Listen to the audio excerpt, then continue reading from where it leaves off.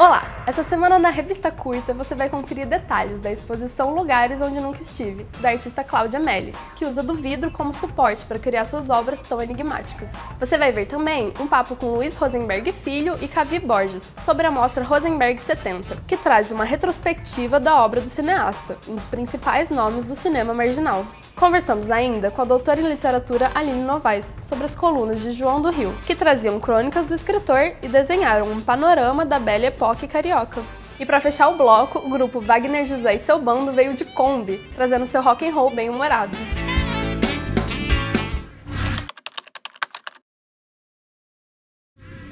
Meu nome é Cláudia Melli, sou artista plástica e a gente está aqui no MAM para falar da exposição Lugares Onde Nunca Estive, curadoria do Luiz Camilo Osório. Essa exposição pretende fazer um percurso pela minha produção dos últimos anos, desde a série que dá nome à exposição até os últimos trabalhos. A maioria dos trabalhos que eu mostro aqui são feitos em vidro, nanquim sobre vidro, são desenhos. Vidro até agora tem me dado a melhor resposta plástica, o melhor resultado plástico para o que eu procuro, que é uma aproximação com a fotografia.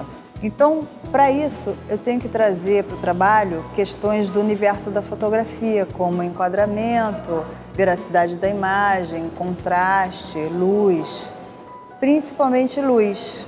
E aí que entra o vidro, que ele potencializa a luz ou a representação da luz. Só que o vidro, ele vira assunto também, porque ele não é um suporte passivo. O vidro reflete o entorno, a gente se vê na obra enquanto está olhando para ela. Ele tem uma certa transparência que deixa vazar o que está atrás. Quer dizer, ele traz uma série de questões que pertencem ao próprio vidro, uma série de particularidades que são bastante problemáticas e, ao mesmo tempo, também é fascinante ter que lidar com essas questões do vidro. São imagens de um mundo trivial, comum, são redes de futebol na praia, redes de vôlei, brinquedos de parquinhos de criança. Essas imagens todas de um mundo comum, de um lugar qualquer, eu pretendo colocar elas num nível mais importante, um nível... É o que a gente faz com a nossa memória. A gente elege uma situação, a gente elege uma certa imagem, dá uma certa carga dramática a essa imagem e ela passa a ganhar uma importância maior.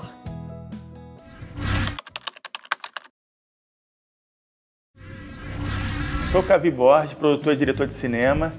No caso, eu sou o curador da mostra Rosenberg 70, Cinema de Afeto, que é uma grande retrospectiva do mestre aqui, Luiz Rosenberg Filho. Vamos estar começando aqui na Caixa Cultural, dia 16 ao 28 de junho. Essa mostra vai ter várias atrações, entre elas um longa que eu estou fazendo sobre o Rosenberg, chamado Rosenberg 70, que vai abrir a mostra. Vai ter o documentário Azougue, que é uma produção recente, inédita do Rosenberg, sobre a editora de livros. Vai ter pré-estreia dos Dois Casamentos, que vai entrar no circuito comercial logo em seguida. Vai ter todos os longas que o Rosenberg fez. Vamos ter masterclass com o Rosenberg. Tem um filme dele chamado Imagens, que é um filme mudo, que vai ser musicado ao vivo por 2 músicos. Tem atração para todos os gostos aí. É uma mostra do pensamento, de como o pensamento foi sendo plantado ao longo dessas décadas todas, né? Quer dizer, como eu comecei fazendo filme em 35mm e como eu faço hoje filmes com um processo digital. Então, assim, não é uma mostra que eu seja o mais privilegiado. Na verdade, a minha geração está toda incluída dentro dessa mostra. Então aí tem o Santeiro, o Tonati, o Zé Sete, né? E essa nova geração que começa com o Cavi, tem o Leonardo Esteves, tem o Renato Coelho, tem uma série de outras coisas. Eu acho que é muito mais isso, né? Quer dizer, é muito mais uma valorização de uma geração que foi colocada à margem porque não adotou o sistema de lambeção de saco da burocracia oficial, porra. E eu acho que isso é a coisa mais importante dessa nossa geração. Nós não fomos de 4 para a televisão aberta, que é responsável pelo estado de alienação do povo brasileiro. Eu culpo a televisão, sim, acho que a televisão é culpada por essa coisa, e eu acho que o cinema tem a função de confrontar esse processo de alienação gestado pela televisão. Então, assim, a mostra, no fundo, você vai ver os filmes falam sobre o espetáculo, falam sobre a guerra, sobre a política, sobre o dinheiro. Quer dizer, é como que a gente viveu dentro de um estado tão apodrecido e ainda dentro dessa podridão a gente conseguiu ficar de pé pensando e fazendo um cinema que possibilitasse o espectador de pensar, não como um espectador passivo, mas a partir dali ter uma postura diante da vida, que pode ser qualquer uma, mas se ele tiver consciência, né? Quer dizer, isso é que é o fundamental. É um cinema para consciência, é um cinema para pensar. Eu não fiz um cinema para as pessoas saírem dali e dizer, gostei, vai dormir e esquece. Podem não gostar, mas vão pensar. Espero que vocês curtam e prestigiem o nosso mestre aqui, amigo Luiz Rosenberg Filho.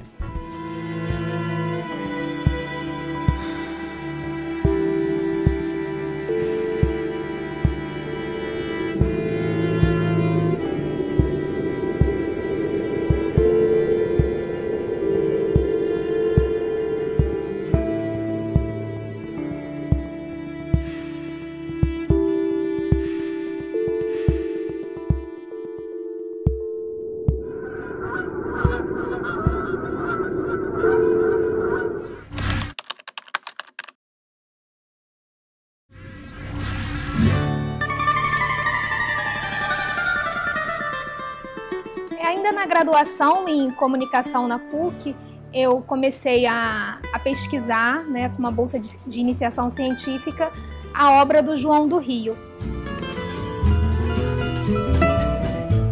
Foi quando eu me deparei com uma coluna chamada Cinematógrafo, que era publicada num jornal do início do século XX, aqui do Rio de Janeiro, chamado Gazeta de Notícias.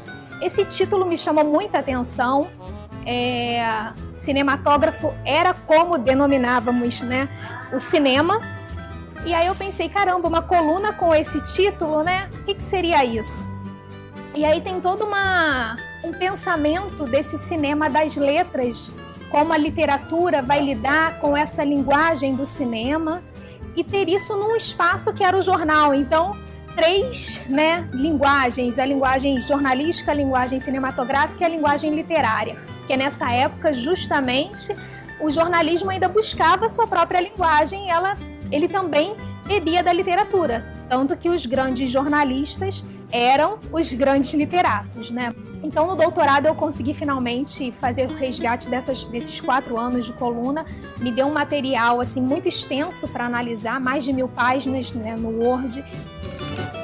E eu tive a sorte de encontrar o Renato Cordeiro Gomes, que é um dos grandes, assim, um grande estudioso do João do Rio aqui no Brasil. E aí, a partir de um diagnóstico, né, desse Rio de Janeiro relatado nessa coluna Cinematógrafo, surgiu a minha tese, que eu consegui observar como a crônica daquele momento, na verdade, abria possibilidades para narrar um Rio de Janeiro múltiplo. Então, a gente tem, assim, diversas questões, né? Ele denuncia, por exemplo, a exploração de trabalho infantil. Ele fala sobre o Colégio Pedro II. Ele fala sobre produções literárias e teatrais. Ele tem muitas crônicas dele sobre o Arthur Azevedo, ele admirava muito o trabalho dele. Ele fala de uma vez que ele estava passando pelo centro e viu Machado de Assis, né? Os textos do João do Rio, eles ajudam a pensar essa sociedade, né? E pensar esse momento da Belle Époque.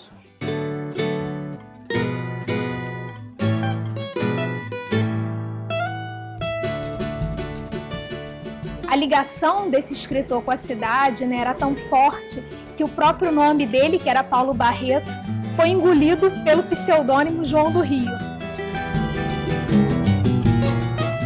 Esse ano eu tive a surpresa, né, a feliz surpresa, vou ter a tese publicada em livro, com o apoio da FAPERJ, em parceria com a editora Mauad. Já ganhei uma capa linda do Cássio Loredano, que é um desenho do João do Rio, né? Ele fez uma caricatura. Então, no segundo semestre, João do Rio e seus cinematógrafos, o hibridismo da crônica na narrativa da Belle Époque carioca vai estar nas livrarias.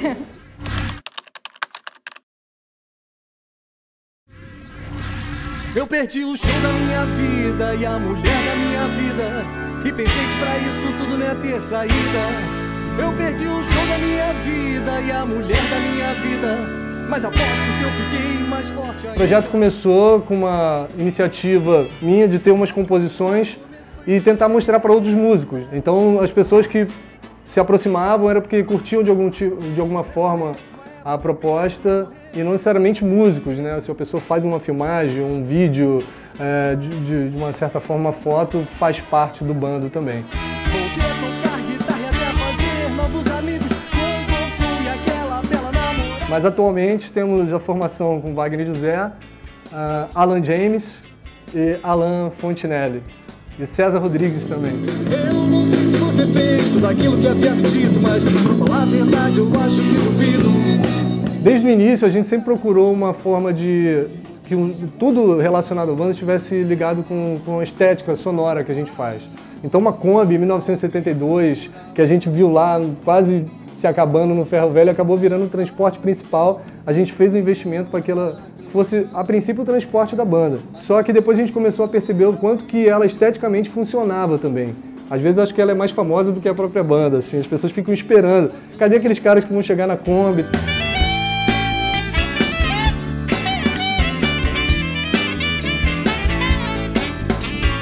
Assim, nosso som tem muita influência do rock and roll dos anos 50 aos 70, assim, e também do blues. Aí a gente passeia muito por esses estilos, as letras do rock and roll dos anos 50, tipo, contando uma história, músicas de 2 minutos. A gente toca, né, nas praças públicas, na rua, e atinge gente que gosta de todo tipo de música. Então, gente que gosta de funk, de pagode, de samba, de reggae, vai conhecer o nosso som. E prepare-se, fique atento, que a gente pode estar na esquina da sua casa qualquer dia tocando e a gente se esbarrar. Mamãe, me perdoa se eu resolvi botar as asas de fora. Agora quem sofre sou eu. O aluguel da Dona Cândida nem pode pensar em atrasar. E ela nem liga se eu apelar, dizendo que eu sou filho do meio, que usei bota ortopédico ou que sou um rockstar.